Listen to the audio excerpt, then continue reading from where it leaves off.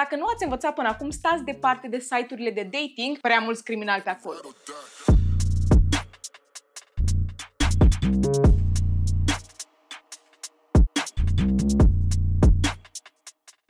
Salutare, fan True Crime, azi e zi de traumă, eu sunt Ceci și aici vorbim despre cei mai oribili criminali pe care am putut să găsesc vreodată. Cazul de astăzi este unul wild, avem bărfă, nu știu dacă să vă las să mâncați sau nu, dar totuși poftă bună subscriberilor. Astăzi vorbim despre Sarah M. și ăsta nu este numele ei din buletin, pentru că vorbim despre o fată de doar 18 ani și ne ducem în Germania. Nu cred că am mai avut niciodată până acum un caz din Germania și ei țin la confidențialitatea oamenilor și la legile care înconjoară această confidențialitate. Motiv pentru care nu avem tot numele acestei fete, dar știm că s-a născut în 2002. Faptul că este mai mică decât mine în ziua de astăzi mă înspăimântă teribil și cred că ăsta este primul caz pe care îl facem despre un criminal care s-a născut după anii 2000. Ea, de fapt, inițial nu s-a născut în Germania, s-a născut în Suedia și s-a mutat după cu părinții ei acolo, iar în adolescență a devenit această fată rebelă. Chiulea de la școală, nu mai asculta de părinți, a început să fumeze țigări și nimeni de la școală nu o plăcea, nu avea prieteni, dar nu pentru că era supusă bullying-ului, era pentru că ea era genul ăla de persoană foarte, foarte răutăcioasă, foarte nesimțită și mereu comenta la toată lumea. Îi plăcea să fie fata aia din centrul atenției, dar nu la modul că mamă ce fată mișto, era la modul uite-o și pe aia. Asculta heavy metal și se îmbrăca destul de strident pentru o fată de 14-15 ani în punctul ăsta și de fiecare dată când era întrebată de cineva de ce se îmbracă în halul ăsta, ea le răspundea pur și simplu cu câștig mulți bani din prostituție. Ea nu se prostitua, efectiv, pur și simplu încerca să stârnească bârfe despre sine ca lumea să vorbească. De la vârsta de 16 ani este momentul în care începem să ne îngrijorăm. Ce asculta, cum se îmbrăca, nu ne facem griji de lucrul ăsta, dar începuse să consume substanțe ilegale. De la iarba verde a trecut la substanțe mai puternice și a fost arestată pentru prima dată la vârsta de 16 ani pentru consum și cât a fost în custodia poliției era extraordinar de agresivă. După ce a ieșit din arest, a început să vorbească despre cum vrea să se rănească singură, avea foarte multe tăieturi pe mâini și în una din zile mama ei a intrat în cameră și a găsit o frânghie agățată de tavan. A fost dusă la un spital psihiatric unde a fost diagnosticată cu tulburare de personalitate și avea și halucinații din cauza substanțelor ilegale. Cât a stat internată în spital a fost totul relativ ok pentru că primea acest tratament, dar a încercat la un moment dat să își convingă colega de cameră să își ia viața. A încercat, spre fericirea tuturor, nu a reușit să ducă acest plan până la capăt, dar era foarte, foarte îngrijorător. A stat în spital câteva luni bune, după care a ieșit de acolo, a fost externată și după internată din nou încă de câteva ori, iar la vârsta de 17 ani a fost eliberată de-a binelea și de aici începe obsesia ei cu criminali în serie. Acum, don't get me wrong, e o chestie să fii pasionat de true crime, să afli povești din viața criminalilor, să înveți ce să eviți în viață și cum funcționează mintea unui criminal, ok? Și alta e să fii obsedat încât vrei să devii unul. Vrei să ghiciți care erau criminalii ei preferați? Ted Bundy și Richard Ramirez. Știți ceva, măcar dacă se ducea și ea la niște criminali cumva mai diferiți, dar the average. Era îndrăgostită de acești doi criminali. Ted Bundy să zicem că înțelegem, ok? Să zicem că înțelegem. Dar Richard Ramirez, cu toții știm că omul ăsta puțea, duhnea a gunoi, a excremente, să nu vorbesc mai urât. Știți cum aveau bunicii noștri în casă icoane peste tot și poze cu Isus de aveam impresia că era rudă cu noi? Efectiv, fata asta așa avea postere cu criminali în serie în cameră. Peste tot, cum vedeți la mine aici pe fundal, așa avea fata mea un Ted Bundy, un Richard Ramirez, un John Wayne Gacy, efectiv i-a luat pe toți la rând, dar Richard Ramirez era preferatul ei. Lock screen-ul de la telefon era cu Richard Ramirez, ok? Pe Instagram, poza de la profil. Când eram mică, aveam și eu un artist preferat și era poza mea de Facebook de profil. Fata asta e cumva din generația Z, bineînțeles că avea poza de profil la Instagram cu Richard Ramirez, pozele de pe feed și a început să își deseneze diferite semne pe corp, semne care sunt ilegale în Germania, nu vreau să vă zic aici ce semn, și cumva își desena și aceste pentagrame satanice și zic în ghilimele de unde și această poză foarte virală, dar mie mi se pare foarte funny. Nu cazul în sine, ok, situația nu este de râs, dar ea și-a desenat această pentagramă satanică după Richard Ramirez. Țineți minte poza asta cu Richard Ramirez foarte, foarte virală? Da. Însă ea nu și-a desenat ce crede ea că și-a desenat pe palmă. Richard Ramirez avea această pentagramă satanică în palmă la tribunal cu vârful în jos, vârful de la stea în jos. Se numește stea inversă și are legătură cu satanismul religios. Am mai vorbit despre chestia asta. Sara noastră și-a desenat un pentacul cu vârful de la stea în sus și asta înseamnă protecție și echilibru. Floricele pe câmpii. Mi s-a părut funny, ok? A trebuit să fac paranteza asta. O să ajungem și acuși la ce vrea să însemne această poză, dar ne întoarcem la subiect. Sara are 17 ani și pe lângă obsesia ei reușește să își găsească un iubit. Primul ei iubit, ok, numele lui este Leon. Țineți minte acest nume pentru că omul ăsta era la fel de rău ca ea. Consuma substanțe ilegale, intrase de mai multe ori în probleme cu poliția și Sara era obsedată de el, ok? Nu știm neapărat câți ani are Leon, nici măcar nu știm dacă ăsta este numele lui adevărat, motiv pentru care nu avem poze cu el, dar oamenii mei stăteau 24 din 7 împreună și i-a luat și virginitatea Sarei, ok? Leon este feblețea ei. Sara era în stare după o săptămână să se căsătorească și să facă copil cu acest băiat. Au stat în această relație timp de 1 an și jumătate și după s-au despărțit. Leon s-a despărțit de Sara. Vreți să știți de ce? Ei bine, pentru că această fată voia să devină din ce în ce mai violentă în pat. Îl punea pe acest băiat nu să o strângă de gât, nu să o lege de mâini și de picioare, efectiv să îi dea pumni în față în timp ce se culcă cu ea. A vrut și să filmeze toate interacțiunile intime pe care le-au avut împreună și Leon cumva i-a cam ajuns și faptul că fata asta era obsedată de omul ăsta, extrem de geloasă, îl obliga să îi dea pumni în gură de fiecare dată când făceau dragoste și omul n-a mai rezistat și s-au despărțit în perioada în care Sara avea 18 ani. Fata noastră devastată. Înțelegeți, prima ei mare iubire voia să se căsătorească cu omul ăsta, devastată, și a ajuns să spună tuturor că Leon de fapt o agresa. Are videoclipuri în care o strângea de gât și încerca să o ucidă, însă nimeni nu o credea, pentru că nimeni nu credea această fată mincinoasă care vrea doar atenție, dar nu genul ăla de atenție bună, ok? Nu genul ăla de mamă ce fată populară, genul ăla de stăm departe de tine. Asta era planul ei de răzbunare, dar nimeni nu a crezut-o pe această fată, așa că trebuia să treacă la planul B. Îl omorăm pe Leon.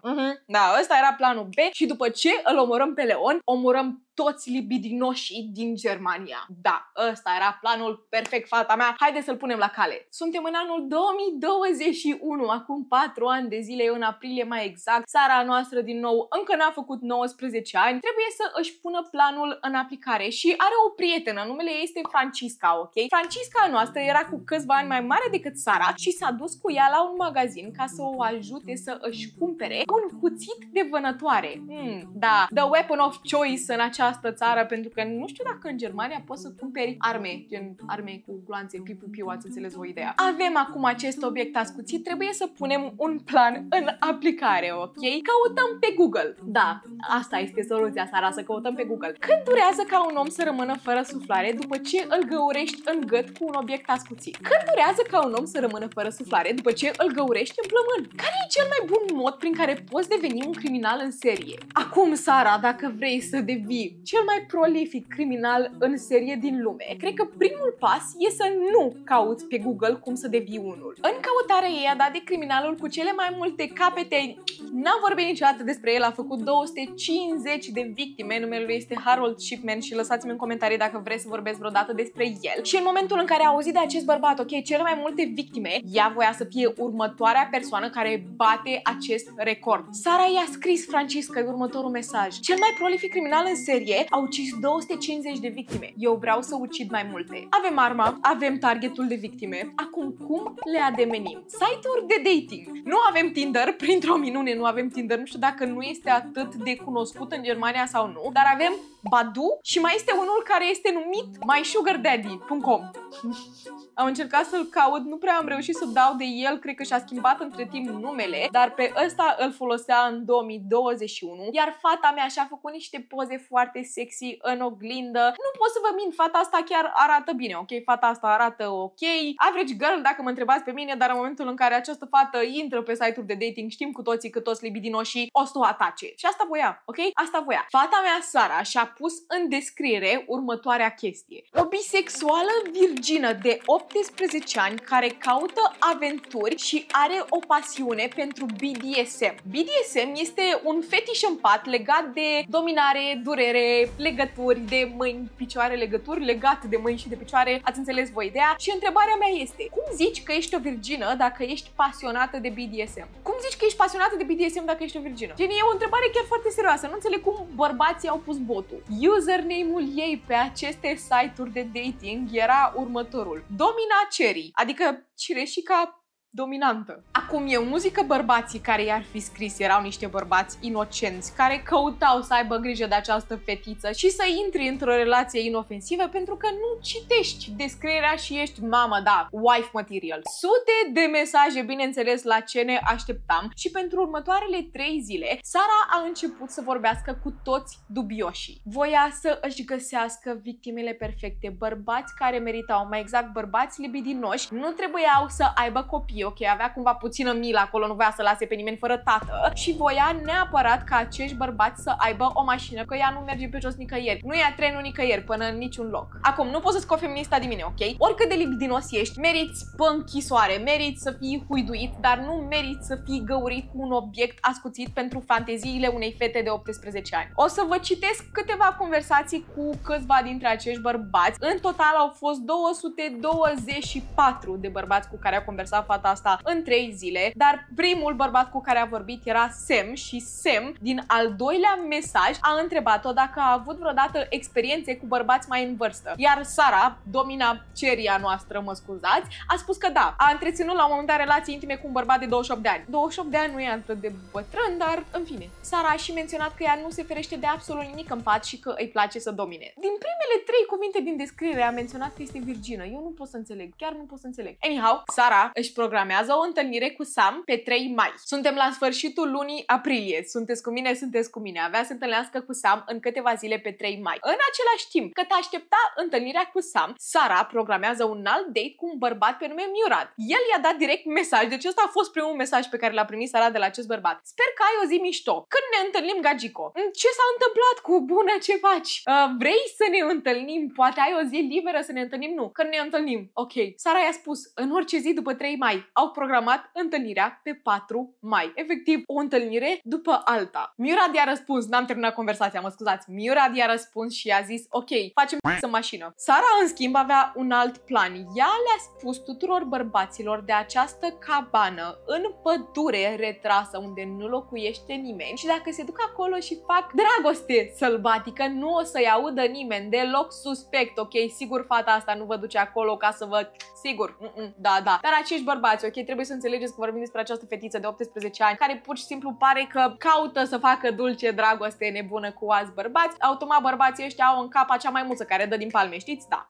Murad i-a spus Sarei că este un profesor și că da, nu este nicio problemă, mergem în pădure. Un profesor! Fata asta are 18 ani. V-am zis că și-au programat întâlnirea pe 4 mai, cred că v-am zis. Da, un alt bărbat pe nume Anthony s-a oferit să fie sclavul ei personal. Întâlnire pe 5 mai avem Sam, avem Murad, avem Anthony, câte un bărbat pe zi, totul este perfect, nu vrem cumva să ne obosim prea mult, să ucidem prea mulți bărbați, nu? Acum, Sara, care este prietenă cu Francisca? Francisca cumva, eu nu pot să înțeleg ce era în capul fetei astea, pentru că Francisca știa că fata asta voia să se ducă și să devină mare criminală în serie. Eu cred că ea doar stătea și aștepta. Hai să vedem dacă o duce până la capăt sau nu. Entertainment pe ziua asta. Sara s-a dus la Francisca și i-a spus, hei, eu vreau să fiu următoarea Harolda și Mana. Da, iar Francisca este you go girl, slay. Unul din bărbați de pe această listă lungă de 224 de bărbați era unul pe nume Zayad. Zayad al nostru era un bărbat iranian și din cauza legilor germane, bineînțeles că nu știm mai multe informații despre el decât că avea 39 de ani. Locuia în Germania de mai bine de 7 ani, avea alți 5 frați și lucra ca paznic la o companie privată. Atât știm despre el. Cumva, din câte am înțeles din research-ul meu, nu știu dacă așa a vrut presa să îl facă să arate la public, să-l facă să pară puțin mai inofensiv, dar practic toată lumea a spus că de fapt Zayad își căuta o relație, nu căuta să întrețină relații intime cu această fată. Dacă era un om bun sau nu pot să confirm, dar cumva ori că acest bărbat căuta niște dragoste nebună cu această fată sau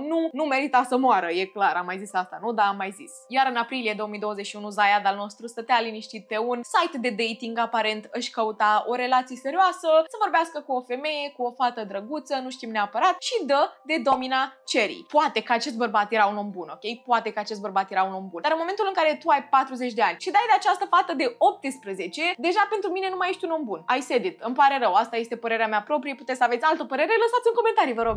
1 mai 2021, la 10 dimineața, Zayad îi dă mesaj Sarei. Îi spune: hello, bună ziua, bună dimineața! Iar Sara îi răspunde cu: bună, ce cauți aici pe Badu? Iar Zayad a început așa o conversație normală. Pentru prima dată în acest caz avem o conversație normală, nu direct cu ce faci, gagico. A întrebat-o cum este ziua, cum o cheamă, iar Sara era interesată dacă acest bărbat avea mașină, pentru că, țineți minte, bărbații trebuiau să aibă mașină și să nu aibă copii. Zayad era victima perfectă. Și-au dat întâlnire în aceeași seară, pe 1 mai. Țineți minte, mai avea întâlnire pe 3, 4 și 5, dar Sara se grăbea, era foarte, foarte entuziasmată. Ok, 1 mai, la ora 8 seara, ne întâlnim cu acest bărbat. În timpul zilei ea se pregătește psihic, fizic, ok, cum să se îmbrace, cum să se parfumeze, să aibă acest obiect ascuțit la ea și să caute pe Google cum ascunzi un cadavru. Cât timp îi ia unui om să se ofilească?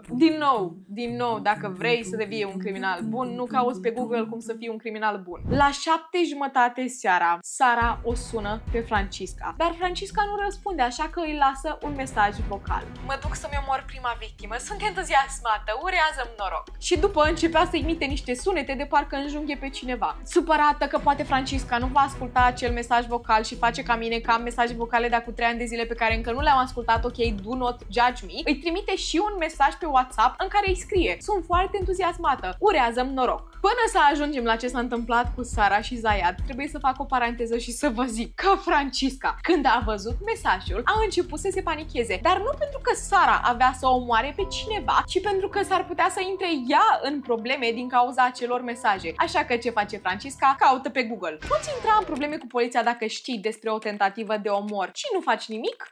Da, Francisca. Ne ducem la poliție, nu? Nu? Ok. Francisca nu s-a dus la poliție. La ora 8 seara, Zayad se duce să o ia cu mașina pe Sara noastră de la stația de autobuz. Se urcă în mașina lui, ok. Începe să flirteze direct, nici măcar nu stă pe gânduri și îl îndrumă să meargă spre acea pădure unde este această cabană uitată de lume, unde nu-i aude absolut nimeni. După jumătate de oră, Sara îi spune să se ducă pe această stradă destul de întunecată și îi spune să se oprească pentru că trebuie să-i arate ceva pe telefon. În momentul în care Zayad ia telefonul din mâna Sarei și se uită la el, este cumva distras, da? Sara scoate acel obiect ascuțit și îl bagă direct în gât. Toată scena arată ca o fântână arteziană, doar că cu lichide roșii, bine înțeles, și nu știu la ce se aștepta Sara, pentru că ea a căutat pe Google, ok? A căutat pe Google. Cât durează ca un om să se înfilească, cât durează ca un om să rămână fără lichide roșii în corp? Spre surprinderea ei, nu imediat, pentru că omul ăsta încă trăia, încă respira, a dat-o pe Sara la o parte și încerca cumva să își acopere rana, încerca să supraviețuiască. Sara panicată, pentru că planul ei nu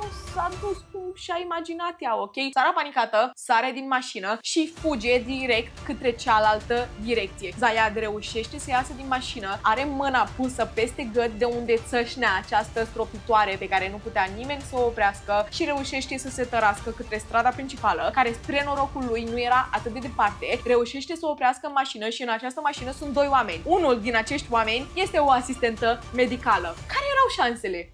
Zayad ajunge la spital și este, bineînțeles, într-o stare critică și intră automat într-o comă. Acum Sara a ajuns în oraș și ea la rândul ei. Nu știm ce s-a întâmplat, dar nu mai are papuci în picioare, încălțăminte, cum vreți voi să o numiți. Are dresurile rupte, era într-o fustiță, ok? Are dresurile rupte, este plină din cap până în picioare de lichide roșii și spune în continuu: sunt o criminală, sunt o criminală, sunt o criminală. Și lumea din jur e ceva de genul: are you ok? Da, sunăm poliția. S-a sunat poliția. Sara este pusă sub arest la 37 de minute după ce a încercat să comită prima crimă. A comis e o crimă, ok? Este o crimă. Mi se pare ironic. Știu că nu este toată situația asta de răst. Mie îmi place cazul ăsta. Se vede că îmi place cazul ăsta, ok. Nu este de răst, dar practic viața mea. Cauți pe Google cum să îți faci planul. 250 de victime pe puțin și la jumătate de oră de la atac ești arestată. Nu mă înțelegeți greșit. E superb. E arestată. Este în custodia poliției. Este super. N-am mai reușit să facă vreo altă victimă. Dar trebuia să nu facă nicio victimă, ok?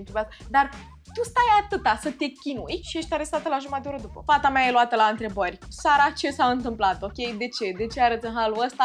What just happened? Se uită în ochii polițiștilor și le spune: păi am vrut să mă uit la cineva cum se stinge din viață. Am vrut așa să mă uit și eu să văd ce se întâmplă. Ideea este că în punctul ăsta ea este arestată pentru tentativă de omor, pentru că Zayad încă este în viață. În comă, dar e în viață, ok? 2 săptămâni mai târziu, Sara este căutată pentru omor calificat, pentru că Zayad nu s-a mai trezit din comă. În aceste 2 săptămâni, Sara plângea pentru că a fost prinsă atât de repede. Se lăuda la colegele ei de celulă și la colegii ei de închisoare, o să vedeți voi la ce mă refer. Plănuia să omoare mai mulți bărbați, a fost arestată prea repede. N-am mai făcut până acum niciun caz în Germania, dar aparent există posibilitatea ca în momentul în care ești pus într-o închisoare să fie o închisoare unisex, adică să fii pus într-o închisoare și cu femei și cu bărbați. Știm cu toții ce atenție primea Richard Ramirez, Ted Bundy. Sara o primea exact la fel, nu numai din afara închisorii, dar și dinăuntru. Este o eroină, ar trebui să fie eliberată. I can fix her. Mama, I'm in love with a criminal, tot ce vreți voi. Și o altă treabă din închisorile din Germania este că acolo nu există o uniformă. Puteai să te îmbraci cum vrei și Sara era foarte supărată pe faptul că nu putea avea o uniformă. Ea voia acea uniformă portocalie de criminal din America ca să fie comparată cu Ted Bundy și Richard Ramirez și Jeffrey Dahmer și toți ceilalți criminali care erau îmbrăcați așa foarte sexy cu acea vestimentație de închisoare portocalie. Le-a cerut celor din închisoare dacă poate pune postere cu Richard și cu Ted în celula ei, dar i s-a refuzat această cerere și la un moment dat, când mama ei a vizitat-o, a întrebat-o dacă poate să îi facă o mică favoare și să se ducă să îl ucidă pe Leon, fostul ei iubit. De la el a început totul, el este de vină, trebuie să... Da. Mai 2022, la un an după ce Sara a fost arestată, începe procesul. Avem acest videoclip viral cu această pentagramă satanică care nu e pentagramă satanică în palmă. Ieșim la o țigăruță, totul este frumos, niciun stres, nu avea efectiv nici măcar o singură remușcare, era foarte, foarte supărată că nu a reușit să comită mai multe crime și când Leon a venit la tribunal să depună mărturie împotriva ei, Sara a făcut un mare circ. A încercat să sară peste el, să îl dea jos, bineînțeles că a fost pusă la pământ de ofițeri, dar eu nu înțeleg ce voia să facă. Voia să facă circ, voia să se ducă totul mult mai viral, ok? Să vină presa, să o prindă, să mamă mă vede. Da. Sara a primit într-un final 12 ani după gratii într-o instituție de boli psihice din cauza faptului că avea doar 18 ani și pentru că avea aceste probleme psihice din trecut, bineînțeles. A încercat cumva să aducă în fața procurorilor, în fața avocaților că, hei, fostul meu Leon a încercat să mă strângă de gât, să mă omoare, dar nimeni nu a crezut-o din nou. Leon pur și simplu a încercat să scape de fata asta și a tras paiul mai scurt sau mai subțire? Cum era vorba aia? Francisca a fost și ea arestată, nu vă panicați că nu uităm de ea, dar a fost achitată și lăsată în libertate. N-am reușit să găsim de ce, probabil din cauza acestor legi stricte din Germania, dar practic Sara ar putea ieși în libertate în 2034. Vom fi în viață, cel mai probabil, sper. Și va ieși la vârsta de 32 de ani. Cumva 12 ani mi se pare extraordinar de puțin, dar știți ceva, legile din Germania, am zis că nu mă bag. Am încercat să traduc, nu cred că realizați, m-am uitat la un documentar în germană ca să pot să fac cazul ăsta și tot n-am găsit mult prea multe informații despre fata asta. Și eu am o singură întrebare ca să dorm împăcată la noapte. Vă rog frumos să îmi răspundeți pentru că vreau să fac niște statistici, ok? Ați auzit de acest caz până acum? Pentru că dacă n-ați auzit, sunt fericită că nu i-a ieșit planul ca să devină o criminală cunoscută. That's all I had to say. Mulțumesc frumos că a stat cu mine până la final. Eu am fost Ceci. Acesta a fost cazul Sarei M, iar până trauma viitoare, stay safe! Ne reapucăm de Twitch. Cred că mai durează 3 săptămâni până postez asta. Poate mă răzgândesc.